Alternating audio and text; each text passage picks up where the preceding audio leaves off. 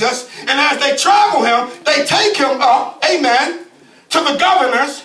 And while he's there with the governors, somebody say he had to go through it.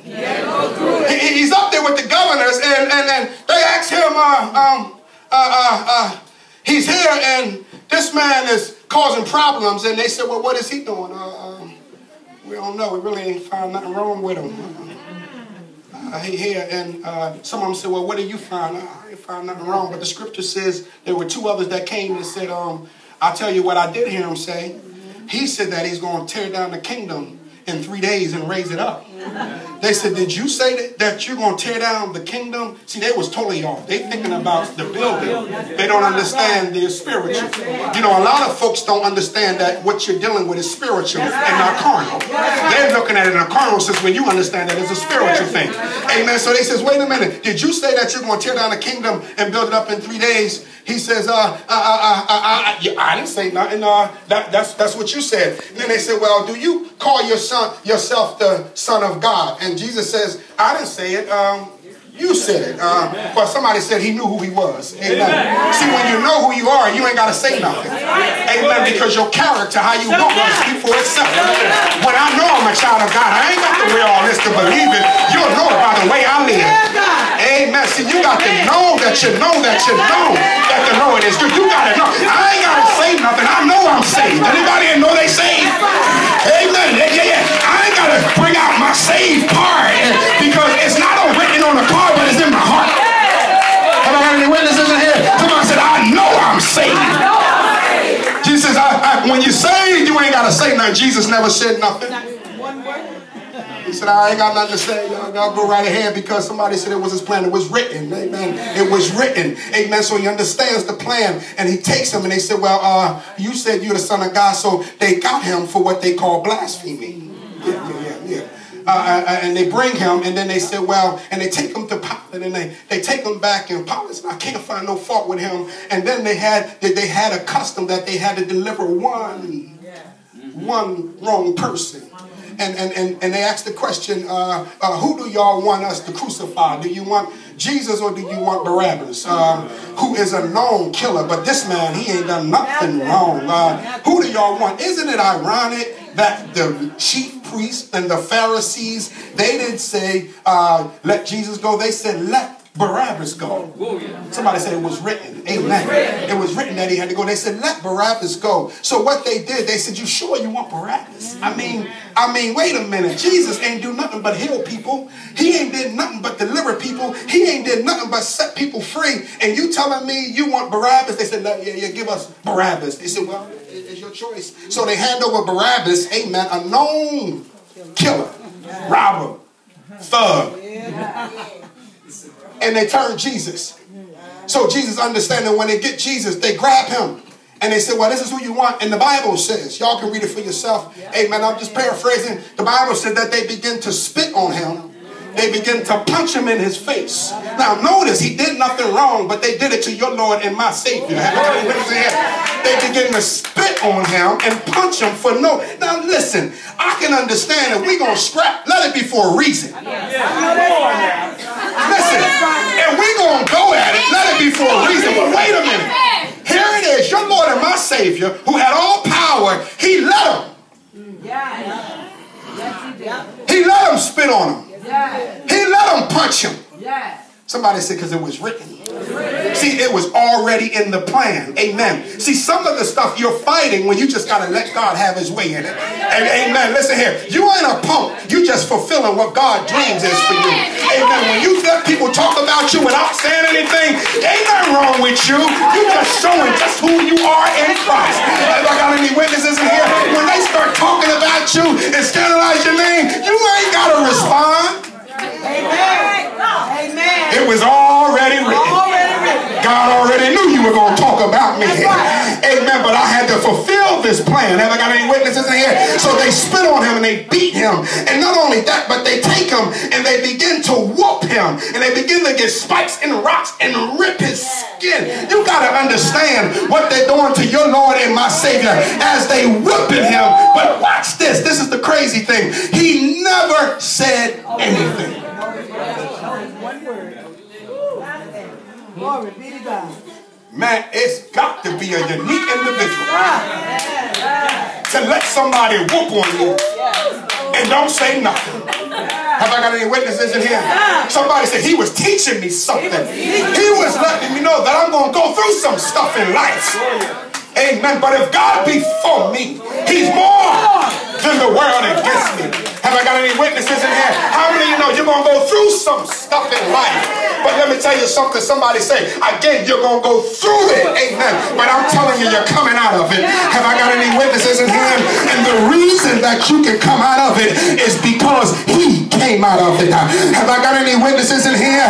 They whipped him and they whipped him and he never said a mumbling word. The crucifixion is one of the worst deaths that you can ever go through. Matter of fact, it is the worst. Amen. To be crucified. So they put him and they nailed him to the cross. Have I got any witnesses in here? They put nails in his wrists. Oh, y'all ought to give God some glory in here. Amen. They put nails in his feet. Have I got any witnesses in here? Amen. And as they whipped him, not only that, they spit on him and they said, you the king, and they ripped the purple robe and they dressed him in stuff, trying to humiliate his name. You know how folks try to do. They try to humiliate your name, scandalize your name. But girl, you know she did with such and such and such. Girl, you know he did this and that. But I come by to tell you, when the blood gets in your life, God has a way of washing away your sins. Have I got any witnesses in here?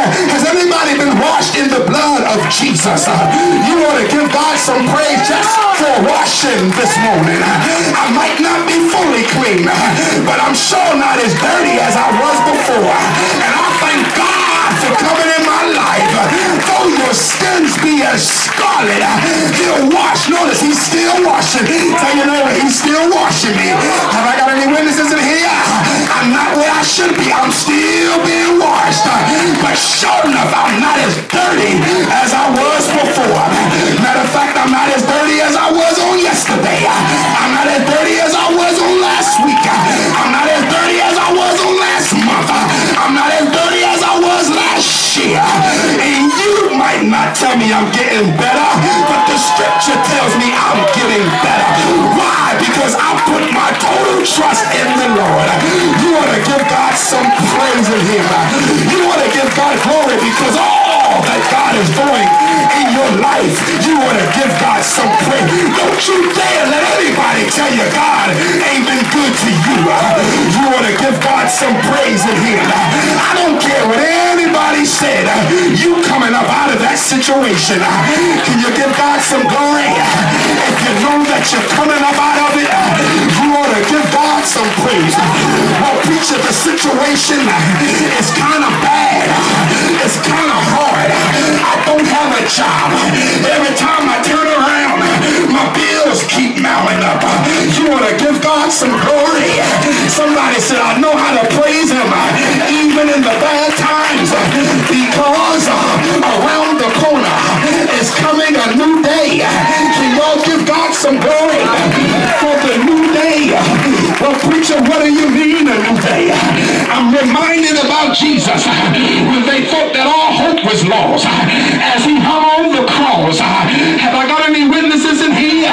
He hung there and he said, Father, forgive them, for they don't know what they're doing.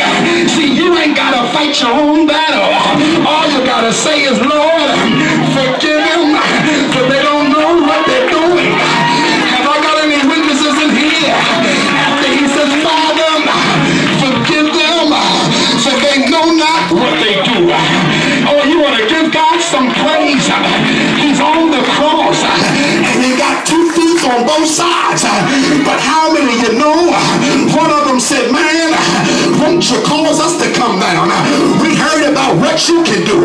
Won't you let us come down? Have you ever had somebody who's always pulling on you? Have I got any witnesses in here? They always want something, but they never want to give nothing back in return. Have I got any witnesses in here? But the other, we want to give God some glory.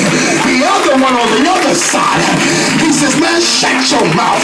Sometimes you got to tell folks to just shut up. You talk too much. Have I got any witnesses in here? He says, man, you want ought to keep your mouth shut.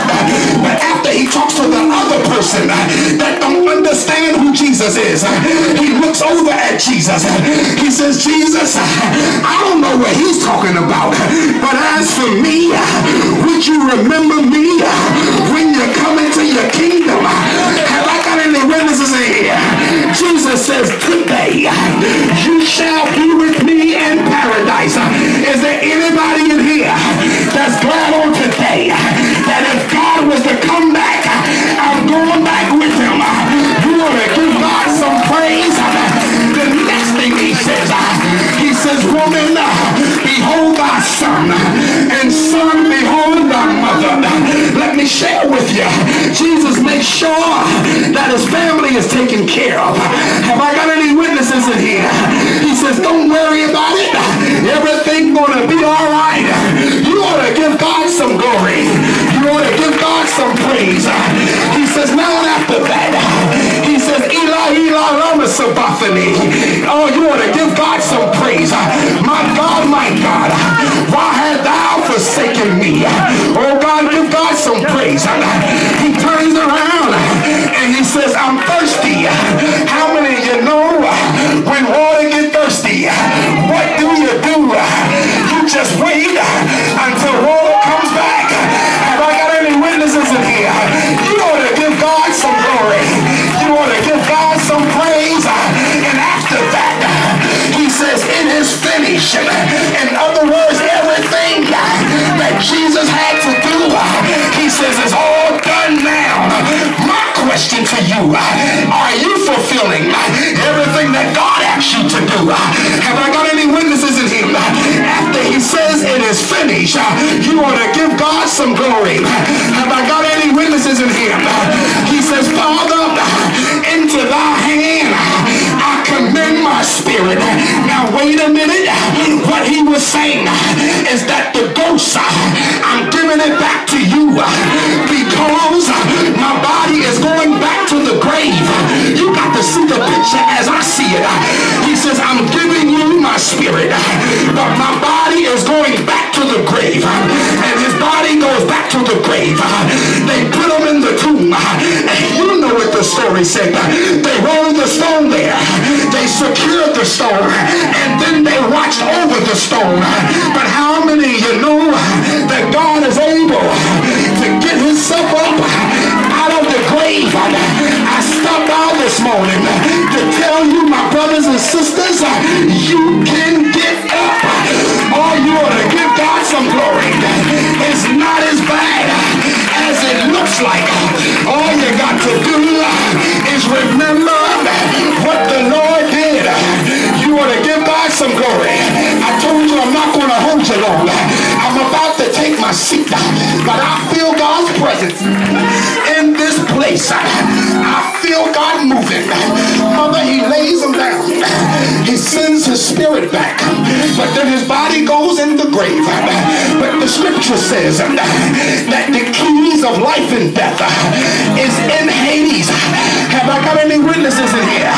What his father did when Jesus was lying in the grave, he took his spirit from ascended, took it down to the grave, put it back in Jesus, and told him, my son, get up. Have I got any witnesses in here? I'm so glad that the same God that got Jesus up is the same God that's going to raise me up. Can I get a witnesses in here? How many of you know that the Lord is able? But why did he have to go to the grave? He had to go there to set the captives free. Have I got any witnesses in here? He had to set Moses free. He had to set Elijah free. He had to set Jeremiah free. Well, Pastor, I understand them, but what about me? I'm glad you asked about you. I'll come by to tell you that God raised Jesus from the dead. How many of you know he was there on Friday? It looked like all hope was gone. It looked like nothing else was able. Matter of fact, the disciples, they went back to doing their business. You know how some of you get when people get on your nerves. You You don't come to church no more. You don't come to prayer meeting. You don't come to choir rehearsal. I'm just fed up with everybody. Everybody get on my nerves. It's just so dark in here. But how many of you know you're going to get up out of that situation? The Bible says on Friday, he was there. All day Saturday, he stayed there. And I can just imagine how the disciples feel. Well, it's all over with now. Have I got any witnesses in here? Have you ever felt like the end was the end? Oh, come on in here. Have you ever felt like there was no return? But I stopped by to tell you that there is a return